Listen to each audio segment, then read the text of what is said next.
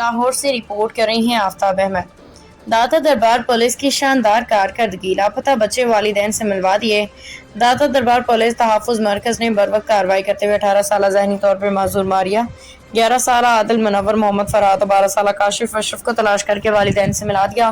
Police کے مطابق بچوں کے گم ہونے کی اطلاع ملنے پر فوری کارروائی کی گئی اور مختلف مقامات سے انہیں بازیاب کر کے والدین کے حوالے کر دیا گیا۔ بچوں کے والدین نے اپنے لخت جگر واپس ملنے پر لاہور پولیس کا شکریہ ادا کیا ہے اور پولیس کا بروقت کارروائی کو سراہا۔ داتا کے دربار کے میرے بچے گم ہو گئے پولیس نے سانو سب کے دیکھا۔ یہ نا میری بہن ہے، اس کا ذہنی توازن نہیں ٹھیک۔ صبح سے نا ہم پریشان تھے، میں مل نہیں تھے۔